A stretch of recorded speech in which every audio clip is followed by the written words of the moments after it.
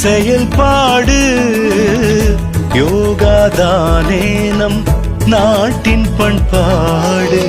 வாழ்ந்திடும் நாட்களை கூட்டிடுவோமே, யோகா தினத்தை அனுசரிப்போமே, யோகா தினத்தை அனுசரிப்போமே.